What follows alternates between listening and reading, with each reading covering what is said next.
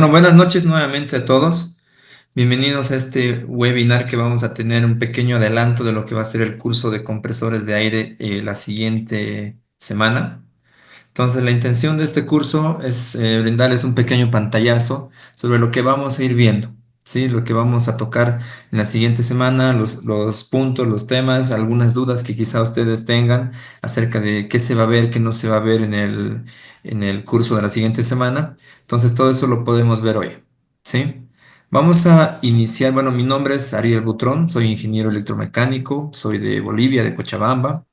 Empecé a trabajar con compresores con las personas que realmente saben de compresores, con los fabricantes de compresores. Trabajé con Atlas Copco, con Kaiser, por ejemplo, una marca italiana que se llama Chicato también, que tiene una cierta base acá en Bolivia.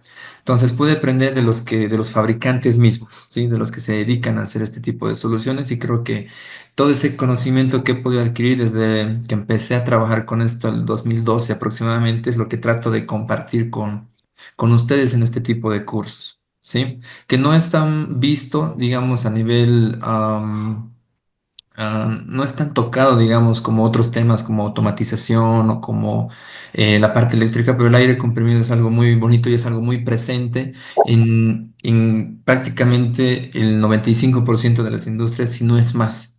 Sí, el aire comprimido se ve muchísimo ahora en la industria y con la automatización se puede llegar a muchísimo más aplicación.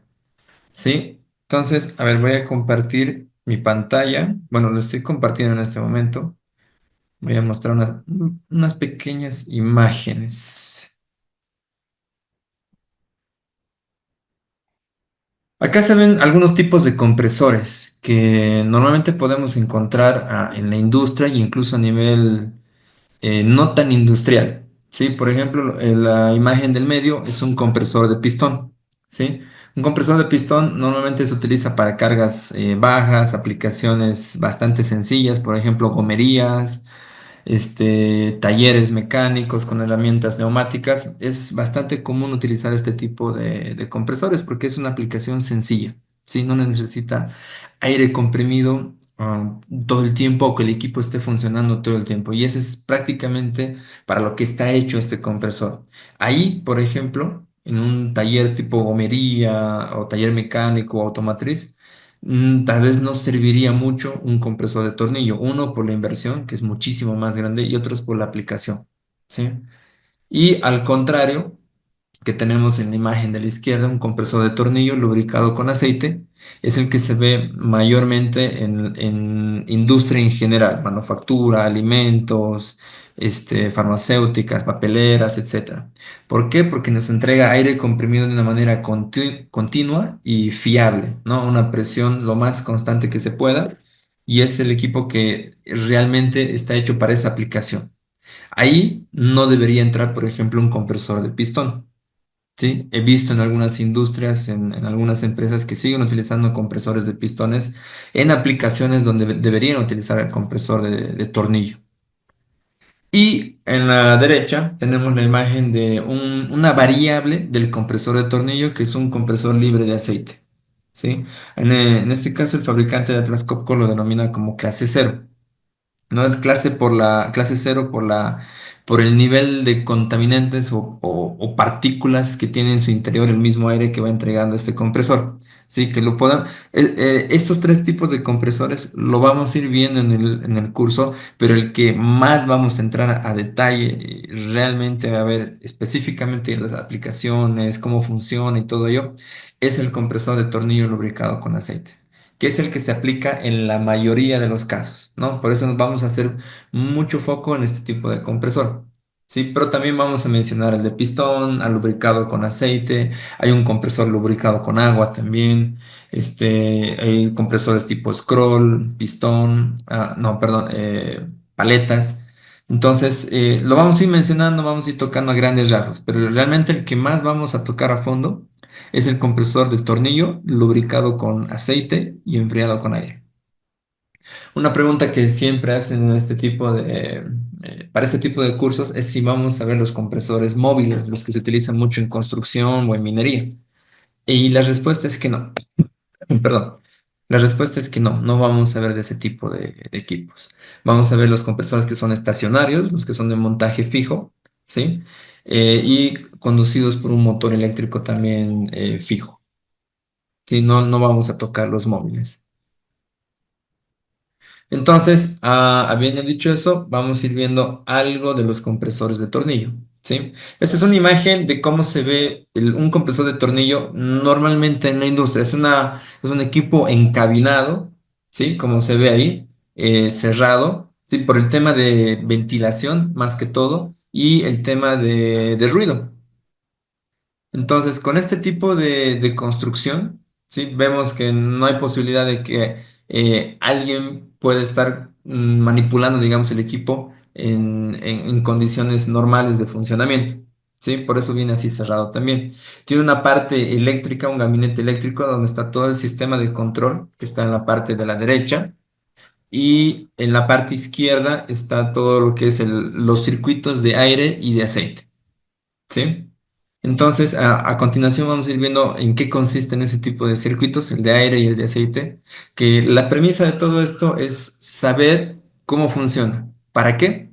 Para que cuando podamos detectar algún problema, alguna anomalía, que lo vamos a detectar, que lo vamos a vivir, digamos, si ustedes tienen un compresor en la industria, lo van a vivir, qué está pasando, la presión se me baja, la presión se me sube, la temperatura se me alza. Entonces, sabiendo cómo funciona internamente, es que vamos a poder dar algunas hipótesis y saber más o menos hacia dónde ir a revisar para ir viendo qué puede estar fallando. ¿Sí? Este es un compresor intermedio, de un tamaño intermedio. Hay muchas variantes, ¿sí? Lo voy a ir mencionando, pero este es un compresor intermedio. Entonces, básicamente el compresor lo que hace es agarrar mediante su tornillo, succionar el aire que está en el medio ambiente, ¿sí? Lo succiona y va reduciendo el volumen por el que va pasando. De esa manera incrementamos la presión, ¿no? Uno de los principios de funcionamiento es ese, ¿no? Que al reducir el volumen estamos incrementando la presión. Al incrementar la presión, vamos viendo algunos efectos secundarios, por ejemplo, que se va aumentando también la temperatura, que es un efecto que es bastante, no quiero decir molesto, pero es algo que tenemos que evacuar. Todo el calor que se genera dentro del compresor lo tenemos que sacar, ¿no? Entonces, es así como funciona. Tenemos dos tornillos, por eso es un compresor de tornillo, uno hembra y uno macho, ¿no? Y se va moviendo, uno va conduciendo al otro y de por medio tenemos al aceite, ¿sí? El aceite se va mezclando con el aire y mientras va pasando, va encapsulando una cantidad de aire. Mientras va moviendo, va reduciendo su volumen y así incrementando la presión. Estos son los componentes que normalmente se ven dentro de un compresor de tornillo. Hay algunas variantes, si el compresor es más chico, si el compresor es más grande, si tiene otro tipo de accionamiento, otro tipo de enfriamiento, pero esto es, o las marcas incluso, ¿sí? Pero pueden variar. Pero este es la vista, el vistazo del funcionamiento del compresor en general. Empieza en un elemento principal, lo voy a marcar acá, que es este de acá, el número uno, que es el filtro de aire. Al igual que, por ejemplo, los automóviles tienen un filtro de aire, ¿sí?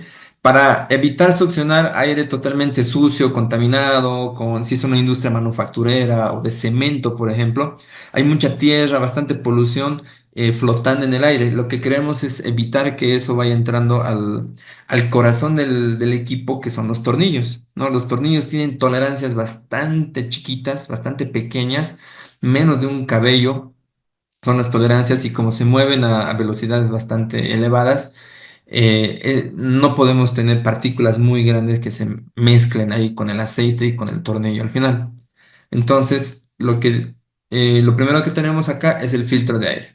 El aire entonces entra por esta tubería, pasa por el filtro de aire y se encuentra con una válvula de admisión, que es el elemento 2. La válvula de admisión, como su nombre dice, es la que controla la admisión del aire o el cierre del aire, ¿sí? O no deja pasar el aire. ¿Para qué nos sirve? Lo vamos a ver un poco más adelante, pero es el que controla si pasa o no pasa aire para eventualmente comprimirlo, ¿sí? Llega el aire entonces al bloque tornillo. El tornillo, como les dije hace un momento, está inmerso, está sumergido en aceite, ¿sí?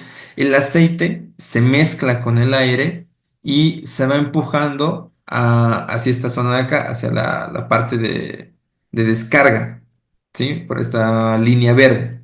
Por esta línea verde, entonces va aceite y aire. ¿Ok? Y aquí se distinguen dos tipos de circuitos. Sí, se van a distinguir dos tipos de circuitos, el circuito del aire y el circuito de aceite. El circuito del aire, entonces, inicia acá. Se mezcla con el aceite, bueno, inicia con el filtro de aire, se mezcla con el aceite, se eleva la presión, reduciendo su volumen, y al reducir su volumen se incrementa la temperatura. Entonces por acá está viniendo una mezcla de aire con aceite a una temperatura relativamente elevada. Llega a un tanque de separación, que es la figura 5, ¿sí? El tanque de separación lo que hace es separar justamente el aire y el aceite. Por gravedad, las partículas líquidas de aceite ya se van a lo más bajo, ¿no? Que es este contenido amarillento. Y lo más gaseoso, digamos, va subiendo por gravedad también a la parte más alta. Sin embargo, no solo sube aire, también sube aceite en forma de vapor. Y eso eso lo que queremos es separar el aceite de ese aire, ¿no? Porque no nos sirve para nuestras aplicaciones finales, no nos sirve, este, perdón, aquí hay una consulta, no se ve el puntero para la explicación. No se ve lo que estoy marcando acá con marcador, con un puntero rojo, lo que voy rayando. No sé si se ve acá. Si me pueden confirmar, ¿se ve? Ok, sí, es un puntero pequeñito, más que todo es un marcador, es para ir marcando y señalando algunos puntos.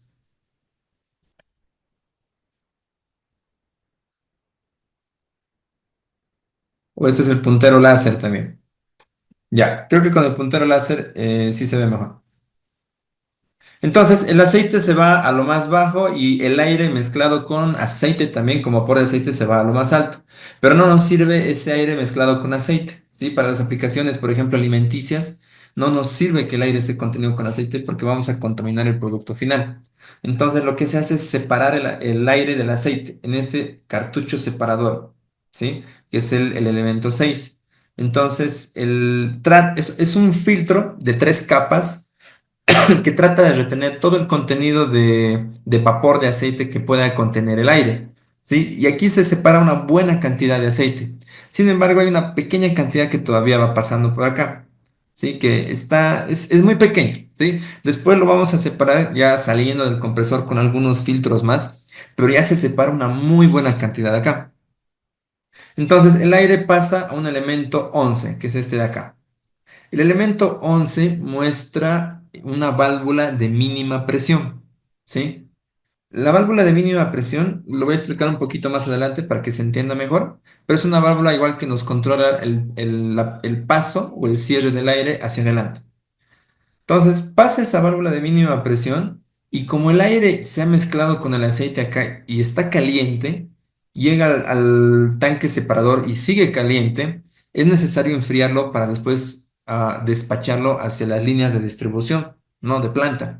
Entonces se tiene un radiador o un intercambiador de calor aire-aire, porque se va enfriando con un ventilador externo. Entonces, acá se va enfriando el aire y todo el calor generado se va evacuando, ¿sí? Se va evacuando por encima. Por eso en los compresores van a ver que el radiador, por ejemplo, está aquí arriba. Entonces, por acá arriba es donde va botando mucho aire caliente. Y eso se puede canalizar, llevar el aire caliente a otros puntos, ya se ve, digamos, para qué se puede utilizar ese aire después. Entonces, una vez enfriado, se va a la línea de distribución de aire y va hacia la utilización, hacia planta, para, para la aplicación que sea necesaria, ¿no? Ese es el circuito del aire.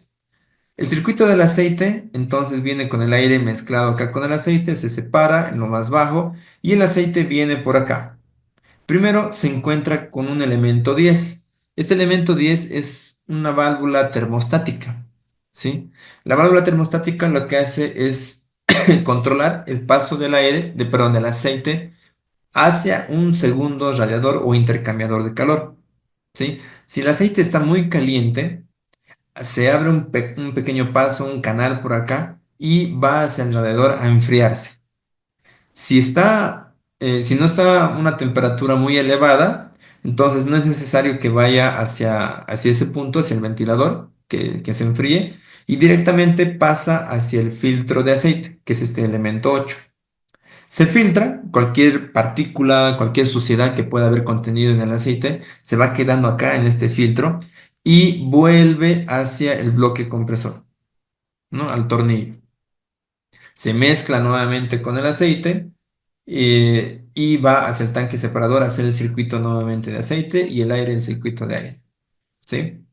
Entonces, ¿cuándo normalmente pasa que esta válvula termostática no está en operación o no funciona o no está abierta todo el tiempo? Es cuando se inicia un arranque a primeras horas del día, ¿no? Cuando se arranca, el primer arranque del día, el equipo está frío, ¿no? No ha funcionado. Entonces, está frío, no necesita enfriarse en un radiador y por ende no necesita que este ventilador vaya funcionando y enfriando ni al aceite ni al aire, ¿sí?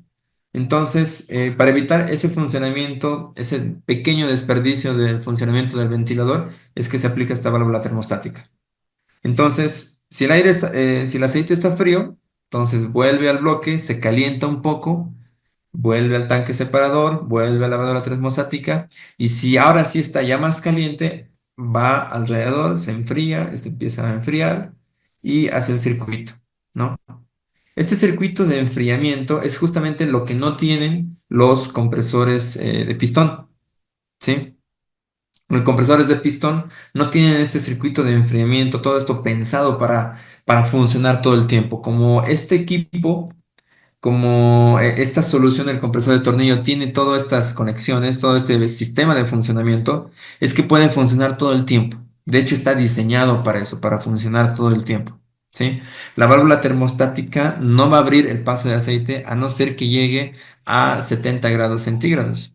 Llega a 70 y abre el paso de aceite, ¿sí? Y obviamente funcionando de una manera normal, todo este circuito no debería pasar los 100 grados, ¿sí? Una temperatura normal, estándar de operación del aceite dentro del circuito funcionando normalmente está entre 90 y 95 grados.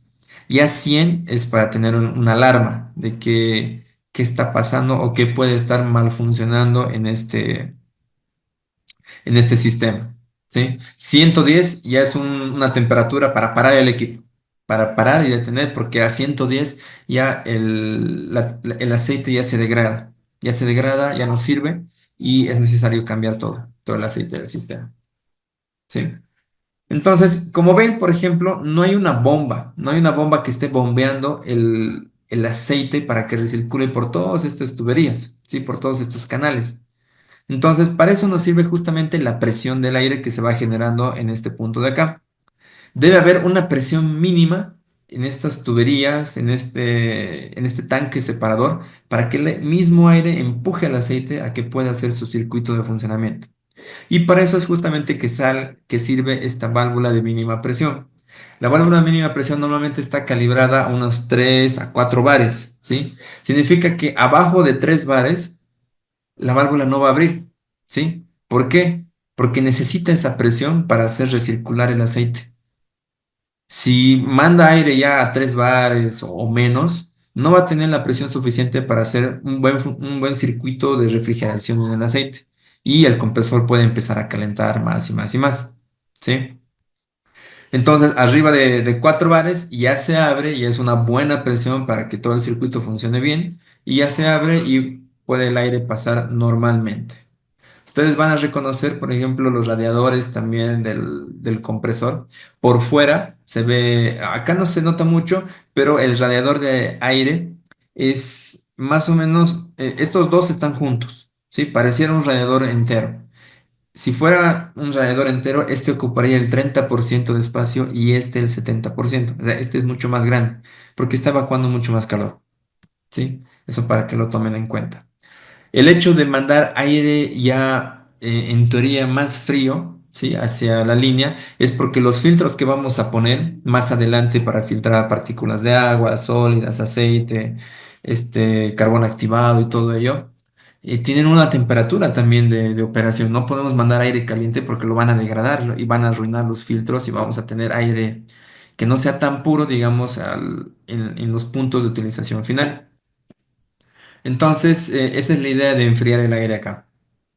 ¿Sí? Normalmente hay un delta T que se maneja, que es la temperatura de salida que vamos a tener en acá, en este punto de aquí, que más o menos, depende del compresor, la tecnología y todo ello, más o menos ronda entre 10 grados centígrados. Entonces, a diferencia de la temperatura ambiente. Entonces, si tenemos, por ejemplo, el compresor operando en una sala que tenga una temperatura ambiente de 25 grados centígrados, a la salida de acá, después de enfriarse, vamos a tener aproximadamente 35 grados centígrados. Ya de temperatura. Eso es un dato muy aproximado, depende de las marcas. Hay algunos que son un poco más eficientes, entregan aire más frío incluso, que el Delta T ya es 7 grados, 8 grados, pero normalmente te entregan 10. Y para efectos de cálculo, para lo que vamos a tener adelante con el secador y los filtros, nos sirve muchísimo ese dato. Sí, nos sirve bastante, de hecho. ¿Qué más podemos mencionar acá? A ver, creo que vi que alguien estaba escribiendo. Déjeme ver.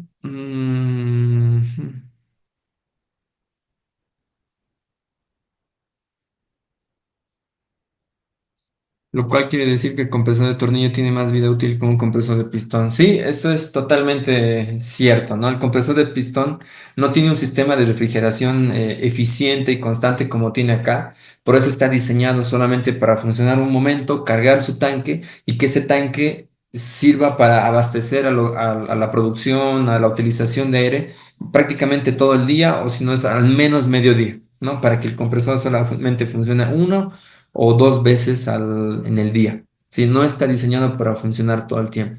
Tiene un alto nivel de desgaste, arrastra mucho contenido de aceite, de material quemado del O-ring. Y también funciona a temperaturas bastante elevadas, justamente por lo que no tiene un sistema de refrigeración como este, ¿no? Puede llegar a 100, 150 grados centígrados tranquilamente y puede seguir funcionando y después hay que cambiar anillas, pistones y todo ello, ¿no? Por eso lo ideal es tener un compresor de pistón funcionando máximo dos veces al día, ¿no? Y que esté calculado para que ese tanquecito pueda abastecer a la utilización de aire en todo el día, ¿no? Por ejemplo, una gomería, un taller puede ser ideal para eso,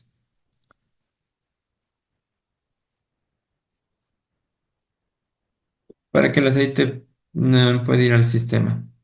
Sí, es totalmente correcto, ¿no? La presión del aire con la válvula de mínima presión hace que el aceite pueda recorrer todo el sistema. Ahora, acá en la imagen podemos tener muchas variantes. Una de ellas es el acoplamiento, ¿sí? Este acoplamiento en la imagen se ve que es un acople directo, uno a uno, ¿no? Como es un acople uno a uno directo, no hay mucha pérdida de energía, ¿no? De hecho, la pérdida de energía es casi nula acá. A diferencia en compresores de tornillo, seguimos hablando de tornillo, que tengan de potencias bajas, quizá alguna planta que esté pensando en cambiar un compresor de pistón y quiera migrar a un compresor de tornillo, pero no quiere poner el de la más alta gama, puede poner uno sencillo, uno pequeño también. Hay compresores pequeños de tornillo también lubricados con aceite que están acoplados, por ejemplo, con correas. Sí, normalmente en las gamas más bajas, en las básicas, se pone ese tipo de transmisión, acoplamiento con correa. Entonces, la correa lo que hace es, primero nos da una disposición diferente del motor. El motor puede estar acá arriba, por ejemplo, y con la correa acoplarse de esta manera. ¿Sí? Es una transmisión más sencilla, puede venir de esa manera. Otras marcas, por ejemplo, Atlas Copco también maneja lo que son cajas reductoras, ¿sí? En lugar de un acoplamiento directo acá, una caja reductora con engranajes, que ya lleva un poco de pérdida de transmisión, de energía en la transmisión, pero es menor a la que puede tener con las correas, ¿sí? O con las poleas. Entonces, es otro método de accionamiento. ¿Para qué nos sirve mucho ese tipo de accionamiento, las poleas y las cajas de engranaje? Es que cuando los compresores, normalmente lo voy a anotar acá, tienen presiones en las que vienen de funcionamiento, ¿sí? Que son, normalmente vienen, a ver, lo voy a anotar acá,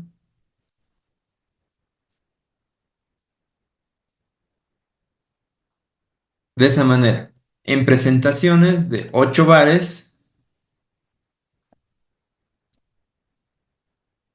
10 bares y 13 bares, ¿sí? Si ustedes ven un compresor grande de 100 kilowatts, 150 kilowatts, no sé, algo por el estilo, no significa que puede llegar a una presión mayor. Puede igual funcionar a 8 bares, ¿sí?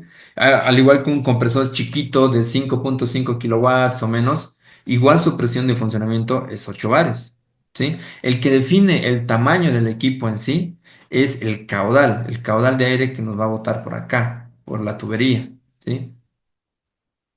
Eso es lo que define el qué tan grande es un compresor, ¿sí? La presión, simplemente hay presentaciones en las cuales viene de 8, de 10, de 13. La más común es la de 8.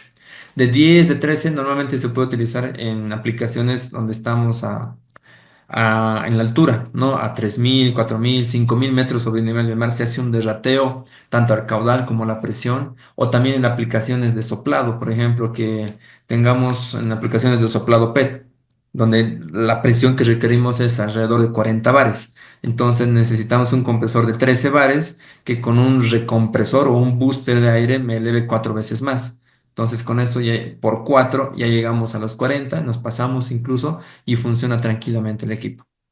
Sí, es una de las maneras de hacerlo también. Entonces, ¿cómo- ¿qué pasa si yo tengo un compresor de 8 bares y de repente quiero cambiarlo? Quiero mi sistema, mi producción, mi planta, me pide ahora cambiar, que ya no necesito uno de 8, necesito migrar a uno de 10, ¿sí? Entonces, el accionamiento es lo que tengo que cambiar acá, ¿sí? Tengo que hacer que el motor, perdón, el bloque compresor no gire a su máxima velocidad, gire a una velocidad intermedia. Si gira más lento, puedo exigirle más torque, ¿sí? Como puedo exigirle más torque, puedo ponerle más carga de presión aquí al bloque.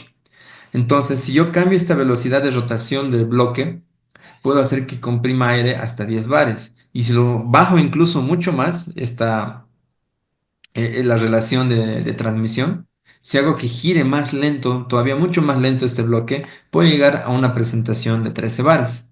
¿Qué estoy sacrificando acá? Que vaya más lento el tornillo. Como está yendo más lento, lo que estoy haciendo es bajar el caudal. El caudal va a bajar, pero puedo subir la presión. Entonces, es una o es otra, ¿no? No puedo tener máximo caudal a una máxima presión tampoco. Si yo quiero aumentar la presión, debo necesariamente sacrificar el caudal, ¿sí? O si quiero tener el máximo caudal, debo trabajar a la presión mínima que me permite el equipo. Cuando estamos trabajando con poleas, con correas, eso es de hecho mucho más fácil hacerlo porque es un cambio de juego de poleas que se hace acá en la transmisión. Cuando hablamos de una transmisión por engranajes, también es un poco igual, un tanto igual más sencillo de hacerlo porque es una caja de engranajes que se cambia acá. Cuando es una transmisión directa ya es un poco más complejo, ¿sí? Porque la velocidad de rotación le está dando el motor, ¿sí? Si trabajamos a dos polos, acá en Bolivia con 50 Hz, estamos trabajando a 3.000 revoluciones por minuto. Entonces, ¿cómo yo varío esta velocidad si cambio si tengo una transmisión directa? Tengo que cambiar un motor con una cantidad de polos diferentes. Puedo poner un motor de dos polos, por ejemplo, perdón, de cuatro polos, que ya me dé 1.500 revoluciones. O un motor más de la misma potencia, pero que gire más lento, a 1.000, por ejemplo. Entonces, de esa manera cambio esta velocidad de rotación y puedo exigirle más presión de trabajo al equipo en sí. A ver, aquí habían un par de consultas.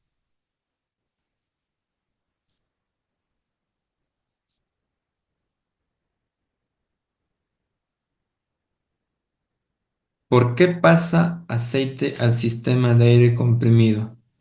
Es justamente por esto, ¿no? Que dentro del compresor, dentro del bloque en sí, ya está sumergido en aceite. Y para comprimirlo, el aire pasa por acá, se mezcla con el aceite. ¿Alguna vez les ha saltado, no sé, una gota de aceite del auto o del mismo aceite de la cocina, ¿no? A la ropa es bastante difícil de sacar el aceite, casi no se puede. Normalmente queda la mancha, ¿no? Es igual con el aire, se pega el aceite al aire y es complicado separarlo, es complicado sacarlo. Entonces, por eso se tiene este tipo de filtros. Saca una buena cantidad, pero todavía pasa algo más, pasa una cantidad todavía de aceite con el aire. Por eso se ponen otros filtros adelante, filtros coalescentes que me pueden separar ya menores cantidades de aceite. Incluso cuando ya se requiere una clase alimenticia, se coloca un filtro de carbón activado. Pero por eso es que pasa el aceite hacia adelante, ¿no? Porque está mezclado en sí. Algo que no pasa con los compresores libres de aceite o los clase cero, ¿no? Esos no funcionan o sea, no se mezcla el aceite con el aire en ese tipo de compresores. Sí pasa ciertos gases de hidrocarburos, ¿no? Que están presentes ya desde el medio ambiente, ¿no? Pero no se mezclan en sí con el aceite dentro del funcionamiento.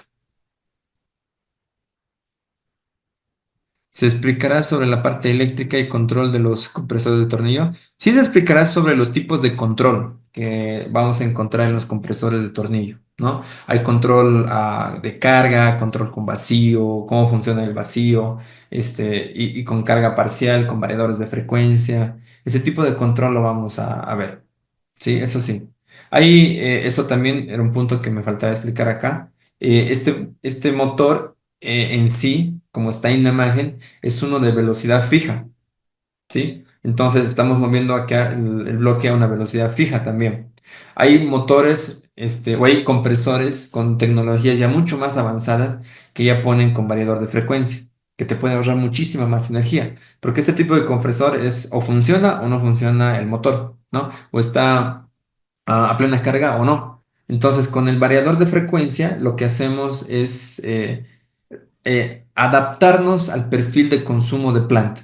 Si planta no necesita mucho aire comprimido, entonces el variador de frecuencia va a reducir la velocidad de rotación del motor, lo que va a significar un ahorro de energía para la planta. Si al contrario la planta necesita mucho aire comprimido, todas las máquinas están funcionando al mismo tiempo, se va a elevar la velocidad de rotación al máximo del motor para entregar aire a la mayor cantidad que se pueda del equipo, ¿sí? Entonces ahí vamos teniendo un ahorro de energía, eso también lo vamos a ver dentro del curso.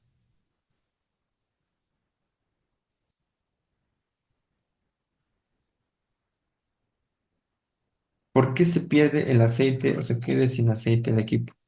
Por el mismo hecho de que el aceite ya va pasando por el aire, una pequeña cantidad va saliendo por el aire después del radiador, va saliendo pequeñas cantidades de a poco, o si se tiene acá conexiones, algunas fugas de aceite, por ahí pueden haber pequeños chorros, gotas que van saliendo, y como va funcionando todo el tiempo el equipo, ya con el tiempo se va notando esa pérdida de aceite.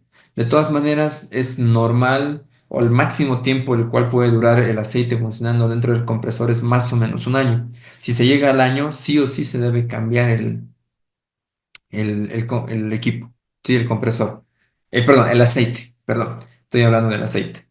Entonces, así funcionando de a poco, con gotitas, gotitas que van saliendo, es que va bajando el nivel de aceite. Normalmente se tiene una mirilla acá de aceite y el aceite debería estar al medio de esa mirilla. Entonces, con el funcionamiento, esto va bajando. Y si va bajando es que tenemos menos aceite para enfriar. Si tenemos menos aceite para enfriar, no se va a enfriar totalmente el tornillo cuando venga por acá. Entonces va a quedar un poquito más caliente, ¿sí? El aceite va a volver al tanque, va a ir al radiador, va a quedar otra vez un poquito más caliente y así puede ir subiendo de a poco hasta llegar a una temperatura peligrosa que pueda dañar el equipo.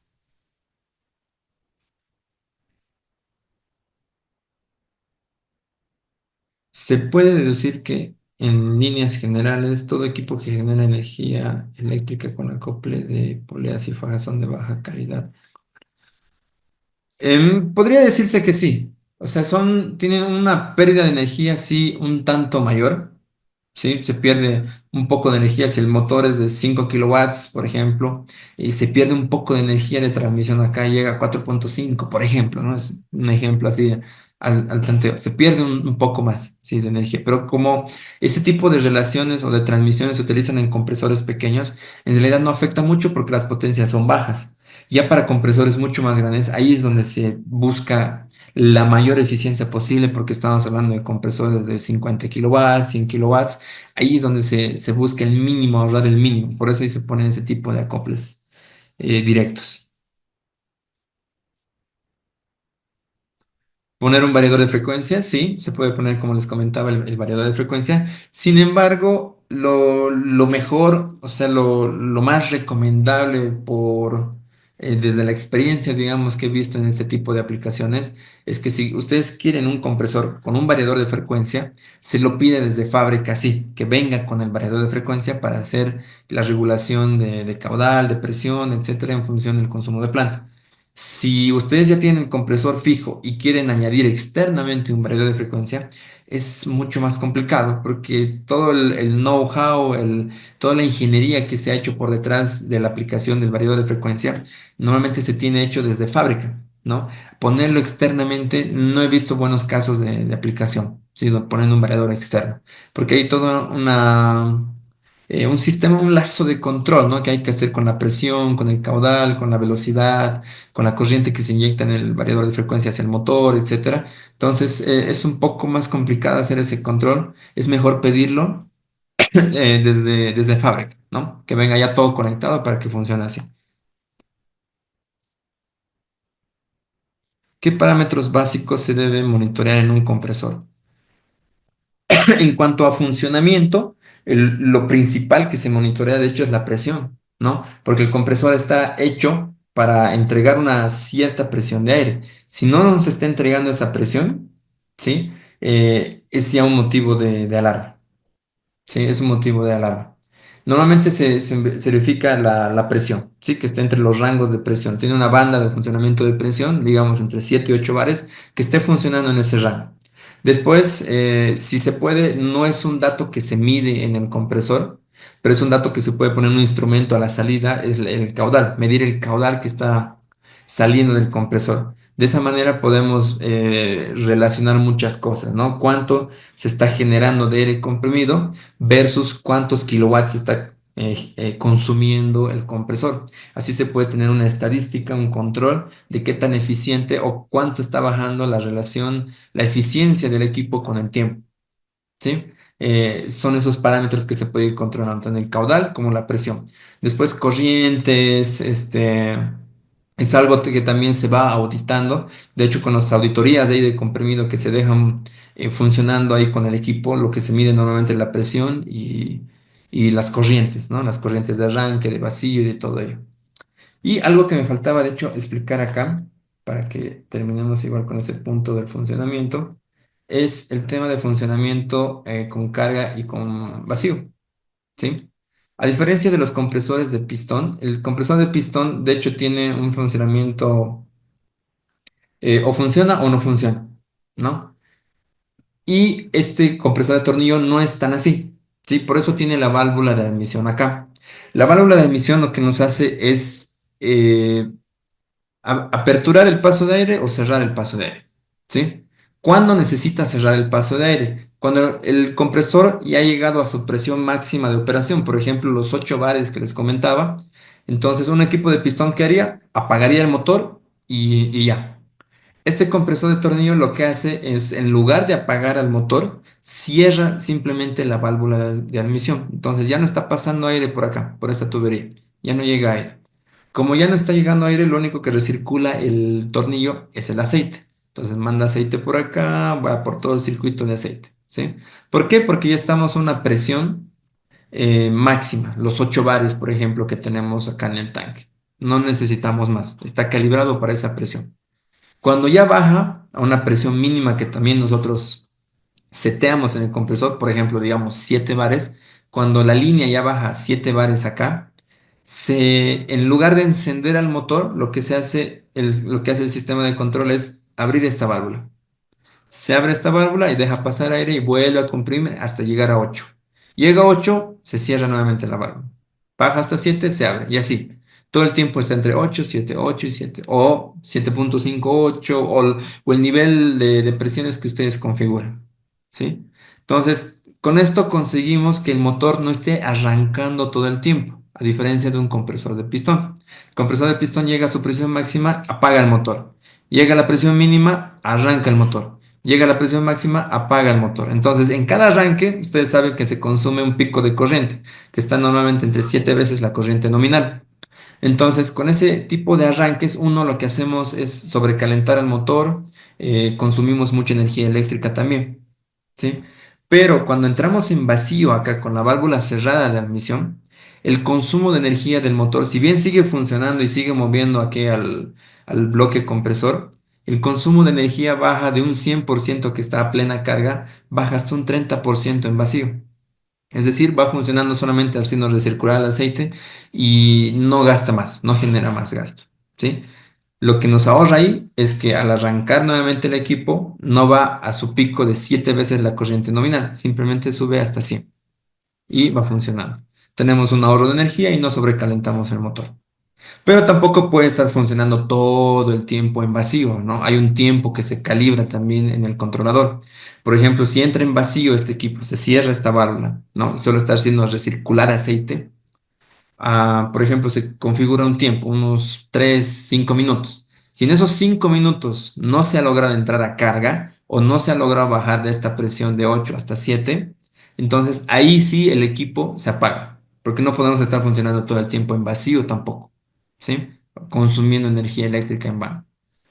Entonces, es así como se regula también ese tipo de funcionamiento y donde se ahorra un poco más de energía.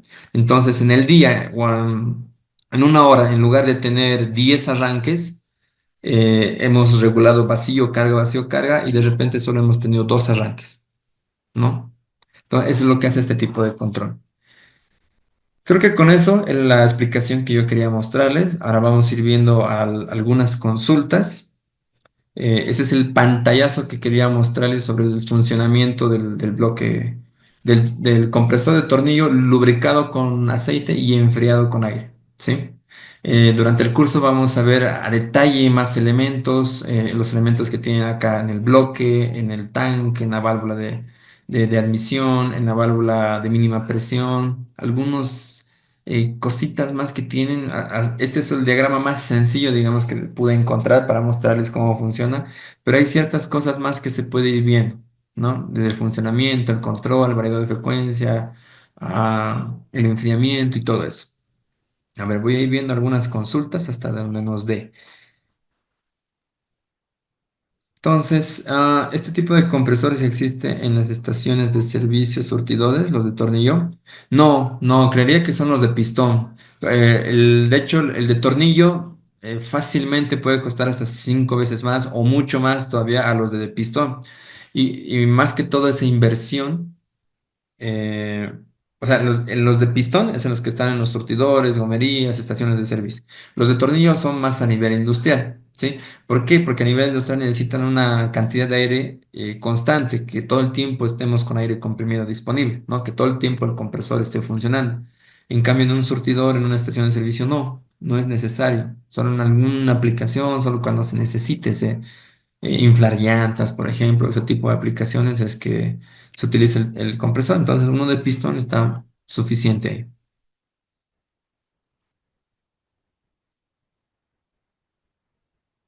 Estos son de pistones pero trabajan a 200 bar. Bueno, al compresor al que yo hago referencia, de hecho, es un compresor para inflar las llantas, por ejemplo, de los automóviles, alguna limpieza. Normalmente limpian los filtros con eso de los autos. Entonces, ese tipo de utilización del aire. No sé si era la pregunta por un compresor de gas. Ahí sí, sí es otro tipo de compresor.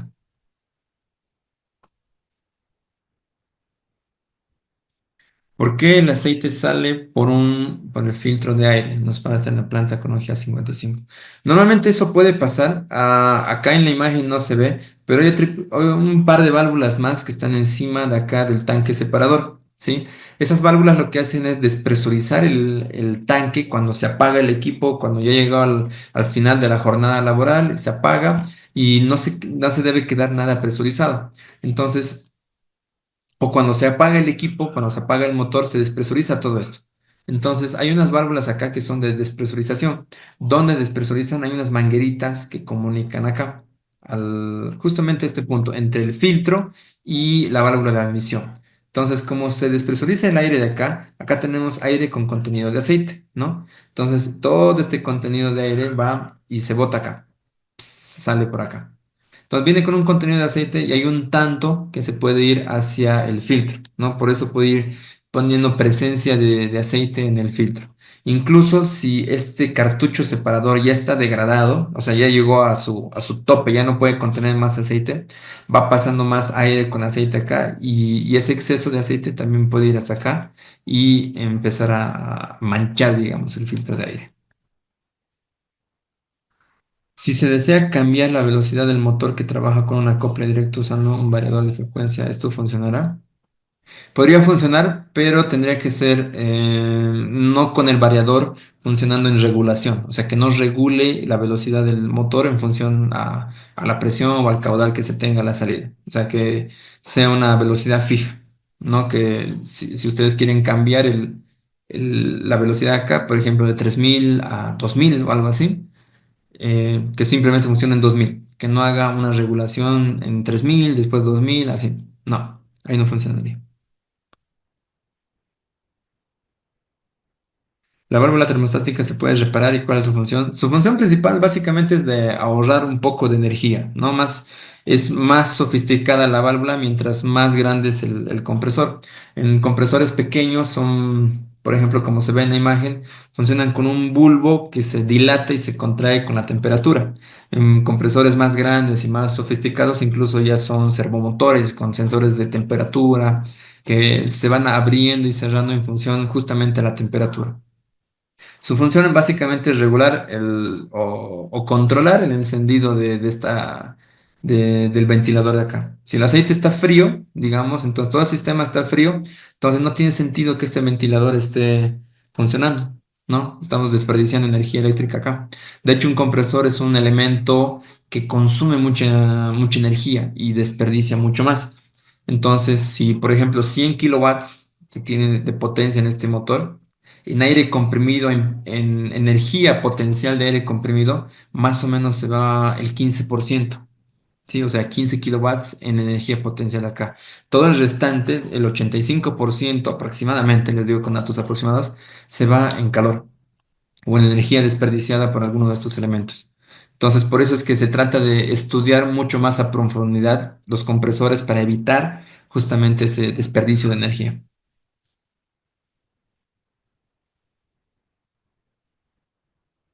¿Cómo puedo calcular el consumo de aire neumático para dimensionar el compresor? Hay dos maneras para hacer eso. Uno es sumando aritméticamente y calculando un factor de simultaneidad en todas las máquinas que tenemos dentro de planta, ¿no? Así a grandes rasgos, tengo 10 máquinas funcionando. Yo sé que en el manual del equipo me dice cuánto de aire comprimido necesito para que funcione bien ese equipo. Por ejemplo, un metro cúbico normal, siempre nos dan datos normales. En el curso vamos a explicar la diferencia entre dato normal, entre un caudal normal y un caudal FAT, ¿sí? Entonces, siempre nos dan datos normales, que si llevamos a la altura, hay que hacer una consideración, un derrateo con él. Pero si es que no tuvieran el dato del manual del equipo, cuánto consumen, hay que sumar aritméticamente todos los elementos neumáticos que consumen aire, los pistones, válvulas, etcétera, todo lo que consume aire. Y vamos a tener un dato por máquina.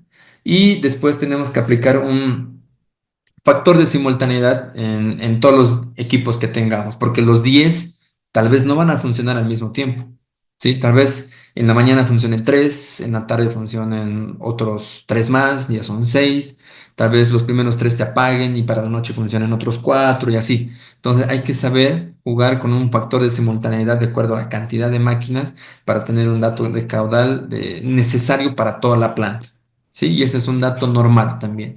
Y en función a dónde estemos sobre la altura del nivel del mar, hacemos un cálculo de rateo para estimar el compresor necesario. Y otro, un dato, digamos, un tanto empírico, el otro método de funcionamiento o de cálculo, es que si ya tenemos un sistema de generación de aire funcionando, ¿sí? Normalmente este compresor está conectado a un tanque de almacenamiento, ¿sí? Como, a ver, creo que tengo una imagen acá. Como este tanque, por ejemplo, ¿no? Los compresores de pistones tienen un tanque en la parte de abajo. Hay ciertos compresores de tornillo que también lo tienen en la parte de abajo, pero los más grandes ya es un tanque separado que está vertical al lado del compresor. Entonces, una manera de saber el consumo de aire de planta es cargarlo hasta su presión máxima ese tanque, por ejemplo, 8 bares, ¿no? 8 bares y la presión mínima es 7 bares. Entonces, con eso, medir el tiempo en que se descarga de 8 hasta 7, ese delta T. Hay una pequeña fórmula donde ponemos el delta T, perdón, el delta P, el delta de presión, el tiempo de descarga y el volumen del tanque. Y con eso sabemos el caudal de consumo de planta hacia adelante. No, eso sí ya tienen un sistema instalado y quieren verificar o quieren saber cuánto de aire están consumiendo. Eso igual, bueno, el dimensionamiento de los tanques y todo ello lo vamos a tocar en el curso. Sí, todo lo que vamos a tocar en el curso es estudio del compresor en sí, todos los elementos internos, saber cómo funciona, algunas hipótesis de posibles fallas y todo ello. Vamos a aprender a dimensionar y cómo funcionan también los elementos que van adelante, por ejemplo, filtros, secadores, tuberías que van hacia adelante, purgas de condensado. Todo eso vamos a aprender a ver cómo funciona y a dimensionarlos. ¿Cuál es la causa que un compresor tenga arrastre de aceite en la línea principal de aire, llegando a contaminar los elementos neumáticos?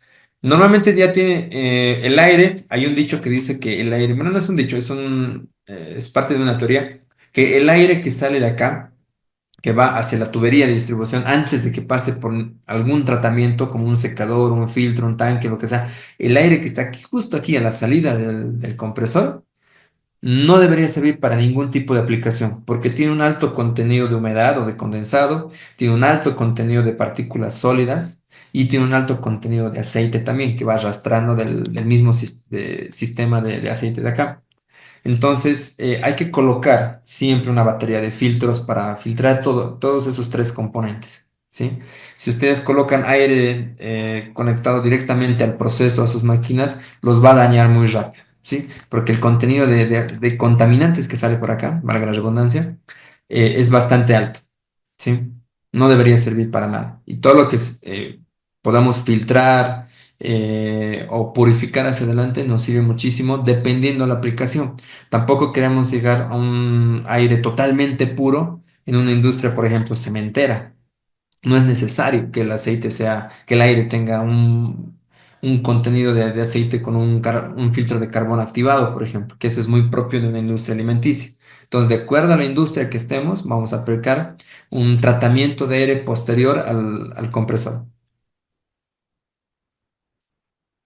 Más que aceite, de hecho, que es lo que llega hacia los elementos finales, es condensado.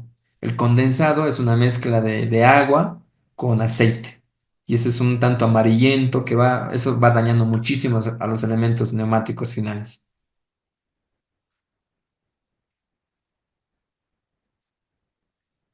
Este sistema de carga y descarga se llama todo y nada. ¿Qué consecuencias puede ocasionar mucho reciclaje de carga y de descarga? Hablaremos de tipos de aceite. Vamos a mencionar los distintos, bueno, hay un par de aceites que normalmente son los más comunes, que son el sintético y el mineral, ¿no? Em, sí, siempre hay una pregunta de qué tipo de aceite puedo homologar en el mercado y todo ello, ¿no? En función del aceite, en función del equipo que tengo. Pero la realidad, la experiencia que tengo acá es que normalmente se recomienda colocar el aceite que te vende el mismo proveedor. Sí, por ejemplo, un compresor de Atlas Copco vende su tipo de aceite y lo recomendable es utilizar ese aceite.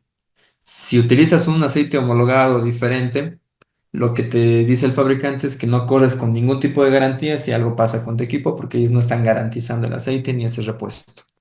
No, entonces, dependiendo al aceite que tengas, ya sea mineral o sintético, es que vas a cambiar, básicamente.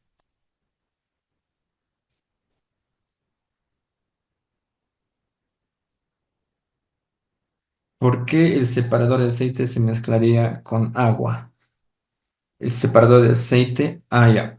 El agua, bueno, el agua es la aparición del contenido de agua, condensado de agua, es inevitable en este tipo de compresores, porque va ingresando en forma de vapor por el medio ambiente por acá, por el filtro. Siempre hay un contenido de humedad, un porcentaje de humedad en el ambiente que está en forma de vapor, no se lo ve, ¿sí? Pero cuando se va comprimiendo, otro de los efectos de la compresión del aire es que el vapor de agua también se va comprimiendo y como se comprime se empieza a generar gotas y al final un tanto contenido de agua dentro del compresor. Y esa mezcla de agua con el aceite es lo que llamamos condensado, que se puede arrastrar por la línea y es lo que va dañando, como les decía, los elementos finales.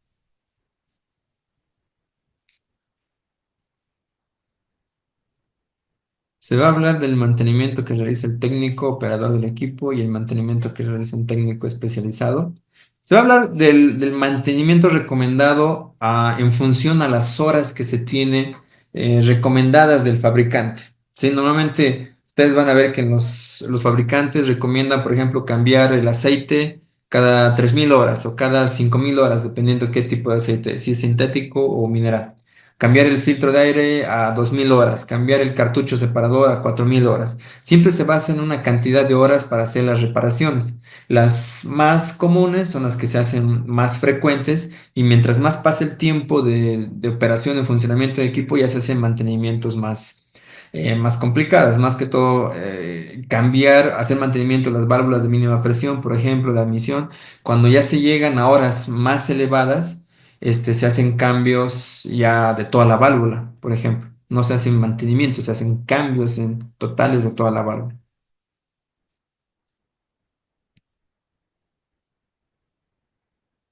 Se va a tocar marcas como Atlas Copco y Carlsen.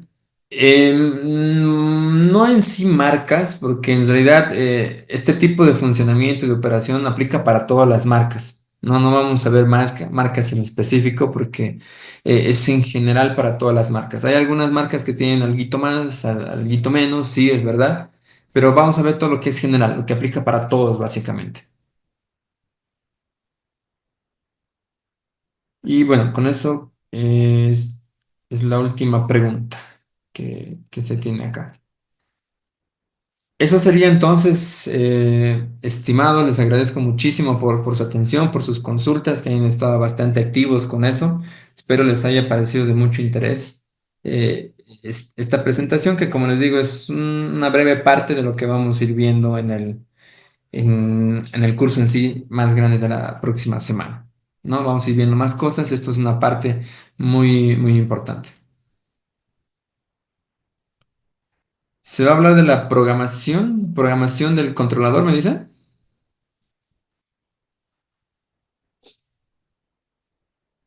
Sí, sí, vamos a tocar esa parte del controlador de los equipos. Vamos a ver, por ejemplo, cómo se puede enlazar también otro tipo cuando se tiene grupos de compresores, cuando ya es más de dos compresores funcionando en conjunto, qué soluciones se puede poner ahí y qué controladores podemos aplicar. En realidad, cada programación en sí depende mucho de la aplicación, del consumo de planta, del perfil de consumo de la planta, pero sí vamos a ir viendo esos temas. A ustedes, muchísimas gracias. Entonces, perdón, había una pregunta más. ¿Se hablará de mantenimientos en general y fallas más frecuentes? Sí, de hecho sí lo vamos a ir viendo, algunos tipos de fallas, las más frecuentes que yo he ido viendo, temperatura alta, presión alta, el compresor no arranca, este, falta de aceite, ese tipo de cosas. Con PLC se puede automatizar el compresor. Sí, de hecho, el compresor de tornillo internamente tiene un PLC. Los que son de gama media hacia adelante tienen un PLC funcionando internamente. Los que son de gama baja, los más sencillas, tienen un control electroneumático, básicamente. ¿Por qué sale aceite por la válvula de admisión? Es común que haya un poco de aceite en la válvula de admisión. Como le digo, hay una válvula acá, que es una válvula combinada, que lo que hace es despresurizar todo el contenido de aire que está acá dentro del compresor. Entonces, ese contenido de aire normalmente tiene también un contenido de aceite. Y cuando se despresuriza en este punto de acá, entre la válvula de admisión y entre la válvula de admisión y el filtro de aire, es que queda un poco de aceite en esta parte, ¿no? Ya sea en la válvula de admisión o en el filtro. La regulación de los presostatos se tocará. Bueno, vamos a explicar cómo funciona la regulación. O sea, qué pasa cuando se tiene ese tipo de regulación, cuando llega a la máxima, al mínimo, etcétera. Pero las presiones en sí de trabajo dependen exclusivamente de la aplicación de la planta. Cuando ya es demasiado el contenido de aceite, es que está fallando el bacán. Sí, que el cartucho separador realmente ya está saturado y está mandando aire con mucho contenido de aceite en esta parte de acá, ¿no? Con la purga. O acá también hay unos sellos, digamos, en la válvula de emisión que puede que ya estén desgastados y el aceite esté como que salpicando hacia afuera de acá. Esa también puede ser una de las razones. Claro, claro que sí. Bueno, como han visto, la aplicación de los compresores es bastante extensa, bastante larga, se amplía a muchísimos rubros, muchísimas industrias. Entonces, creo que es muy importante que todos puedan conocer cómo funciona un compresor porque lo van a tener ahí. Lo van a tener ahí, van a tener seguramente alguna consulta, alguna falla que pueda ocurrir ahí. Entonces, por eso es interesante saber cómo funciona internamente y qué se puede hacer para mejorar este tipo de circuitos. Lo van a ver en todas las industrias en las que trabajan, así que va a estar presente. Por eso les invito a tomar este curso, va a estar muy interesante, se van a tocar este tipo de temas, de cómo funcionan y los elementos que van hacia adelante también, ¿no? Hacia adelante del compresor, como el secador, les decía, el filtro, las tuberías, que son también puntos donde uno puede ir mejorando siempre o ir verificando qué se tiene en planta. Si la tubería que tengo instalado en mi planta es de sección suficiente, si el secador que tengo operando, ¿por qué me muestra una temperatura? ¿Qué significa eso? Si estoy operándolo bien. ¿Por qué mis elementos neumáticos se me dañan constantemente y aparecen llenos de aceite y todo ello? Entonces, por eso creo que es importante que conozcan toda esa tecnología, porque esto va a ayudar hacia adelante a mejorar sus sistemas y hacerlos más eficientes. Entonces, por eso los invito a que puedan participar de este curso. Hay una última consulta acá que dicen si se compartirá manuales. Sí, tengo ciertos manuales de marcas como Kaiser, Atlas, Chicato, que, bueno, son de descarga libre. Se los puedo compartir, no hay ningún problema. Pero eso es básicamente la invitación que tenemos al curso, que espero la mayoría de ustedes puedan participar.